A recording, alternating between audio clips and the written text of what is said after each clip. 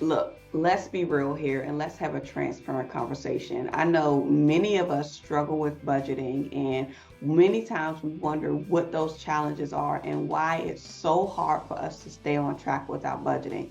Well, in this video, I want you to stay tuned because I'm going to tell you all of the reasons why it's so hard for you to stick to your budget. So if you're ready, let's go. The Debt Demolisher TV with Sophia Melody.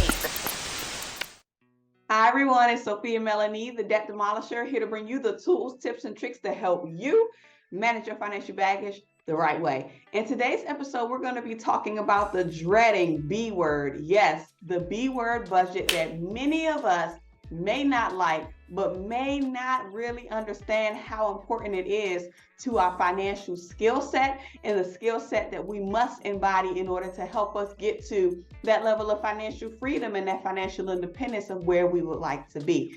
On many occasions, I find myself speaking either with clients or maybe even reading through the comments on several of my videos around how people say, hey, I've been trying to get on this budget, or I'll start my budget and then I'll end up falling off track, and I'm not understanding why that is so. I'm so glad that many of you have that awareness, because believe it or not, sometimes folks are not even willing to be truthful in that conversation to say, hey, I'm having a problem sticking with my budget.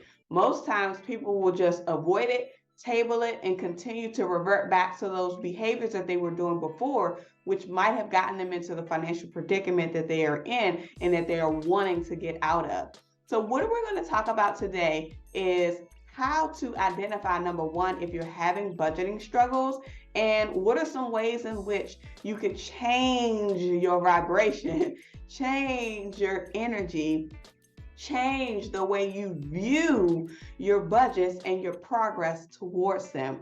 We all know at the beginning of the year, or maybe at the start of any journey, we get extremely excited about, I'm starting this and I'm going to do this. This is going to be my practice. And then boom, we go into the state where we cannot fulfill our initial requirement.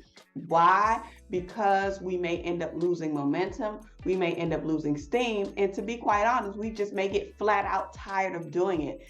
I can't tell you how many times during my debt elimination journey where I felt that same exact way. I got tired of budgeting, you guys. I got tired of telling my money where to go. I got tired of sacrificing, but I had to continue to remember what my why was and why I was even going down this avenue in the first place. I want you to take a moment and pause as we have this conversation. And if you can close your eyes, if you could just allow yourself to think back on that moment where you decided, I want to do something different in my financial life. I want to be somewhere else differently inside of my finances. I want to get out of the 6-figure of student loan debt. I want to eliminate my credit card balances that are in the 5 digits. I want freedom. Take yourself back there, because I definitely just took myself back there. When I think about what I needed to do to get myself to that space that I visualized, to get myself to that space of freedom, I had to recognize a few things. What am I doing with the resources that I currently have? And in order for you to know exactly what you're doing with the resources that you have, it is imperative that you begin to track. So here's what I want us to have a conversation around first. Yes, we talked about budgeting and why it can be so hard for you to continue to budget. The first step is identifying what you are currently doing with your existing resources, so that way you can begin to identify your behavior, because your behavior is what drives how you spend, and how you spend ultimately determines what your financial independence or financial freedom outlook will end up being. Stay with me here as we have this conversation. Take out a piece of paper, take out your favorite writing pen, maybe even pull out a calculator if you need to, because this is going to be imperative for you and I to do in this moment. I want you to think back and look at your most recent transactions. When you're looking at your most recent transactions, you're going to be able to paint the picture in how you spend. So today I had my date with God and I spent a little bit of coins. We're just going to be quite honest on this day. I had a date with God and I spent a little bit of resources today, but I was okay with that. Why? Because in this moment, this date with the Lord, externally, that required some resources was what I needed in order to fuel me for this week to come. So if I look back at the transactions that I spent on today, they were viable expenses. Some of them were for my date. Some of them were a notion of giving. Some of them were out of normal responsibility and obligation to fulfill the expenses that I need to fulfill as it pertains to maintaining my household as well as my mother's. Some of them pertain to other things, other endeavors. So if you look back at the history of your expenses, that's going to be the thing that's going to tell you how you really prioritize your finances, because your money patterns will tell you a lot about you, which is why when I'm working with clients, that's the first exercise that we do. We go back and we assess 3 months prior to see what we spent on, why we spent on it, and if there is a pattern. Because in most instances, the recurring expenses that we have are a result of a recurring item that we may be using or service that we may need, or it could just be out of routine that you feel that you might need in order to fuel your day, whatever that may be for you. So take a look at your expenses and look back at that activity. And as you look back at that activity, I need you to make a note of your emotion. This is going to be extremely important to pinpoint because it can serve as the root driver as to whether or not or why you don't like to budget or why you end up losing steam after budgeting for maybe 2, 3, 4, 5 weeks at a time. So as you begin to look at your expenses over the past month, 2 months, 3 months, I want you to pay close attention to what is stirring up in you emotionally. Are you feeling any doubt? Are you feeling any disappointment? Are you feeling any frustration? Are you feeling any fury? Are you shocked by anything? Make note of this, because this emotion is going to end up tying back to the ending portion of our conversation, which is what I'm going to be sharing. Next thing I want you to really understand and recognize is after you've looked at all of your expenses, it's going to be able to, or after you've looked at all of your transactions, it's going to be able to identify your types of expenses.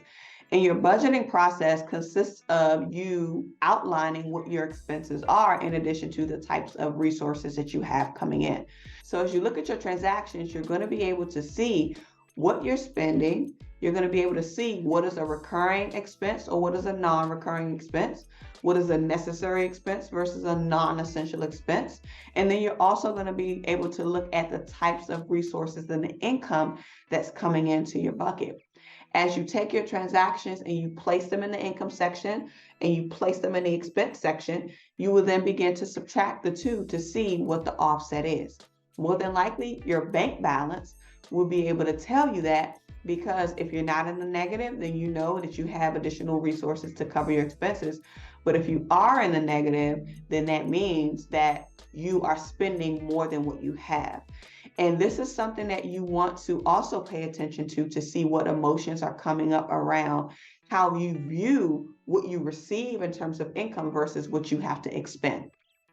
Here's another thing that I want you all to pay attention to as you're doing your comparison between your income and your expenses. And the next notion is, how can you create more of that wiggle room to have more access? Whenever I'm going through my budgeting process, I always, of course, like to budget down to the zero, meaning every dollar has a place. However, I do understand that my projected budgeted numbers may end up being more or less than the actuals when the bills actually come through. And that will play a role in its impact on my excess, meaning my income minus my expenses. So what I want you to look at is, what in the expense section could you potentially begin to reduce? And I say potentially begin to reduce because every dollar freed up can be a dollar saved up. Repeat after me and put that in the comments. Every dollar freed up is a potential dollar that can be saved up. And when you can save an extra dollar, that means you can invest an extra dollar. And what do we know most about the financial literacy space? In order to really get to the space of financial freedom, you have to have a muscle of saving. And you can save in two ways: by freeing up money or lowering expenses to free up money, or you can increase your top line by actually finding a way to increase your income. On the Debt Demolisher TV, we're going to be talking a lot about ways in which you can increase your income. But for the purposes of this video, I want you to focus on what's already in your hands. I want you to focus on what you already have access to. I want you to focus on how you could adjust what you're currently expending versus what you're currently earning, and seeing how you can create more of a net income, a net profit, so that you can have some excess to be able to work with. Now that you've been able to do this, you've been able to look at your activity and your transactions over a certain period of time, whether it be 60, 30, 90 days. You've been able to identify out of that population your recurring expenses, non-essential expenses, plus your recurring income, or maybe even ad hoc income that you may have receiving. And you're able to look at what that difference is, if you're in a surplus or if you're in the deficit. And then now you are able to analyze where you are to see, how can I create more of what I need? How can I lower my expenses in this moment in order to do what? Free up cash so that cash can be saved and then subsequently invested.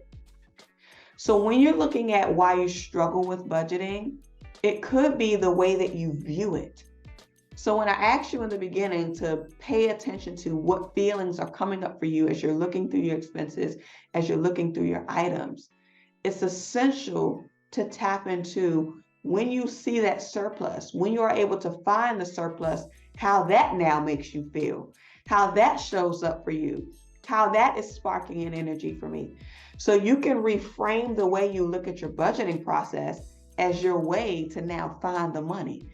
If money is something that entices you, if money is something that you want to be able to see more of, it might be an exercise that you can now play with in terms of your financial mindset to say, hey, I'm going to play a game right now. Let's play a financial game. Let me lay out these numbers and let me see how I can go and get the money.